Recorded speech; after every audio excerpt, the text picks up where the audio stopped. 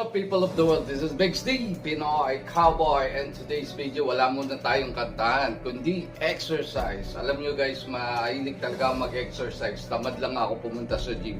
So anyway, i-share ko sa inyo yung ginagamit kong resistant band training today. So, eto yun guys, no?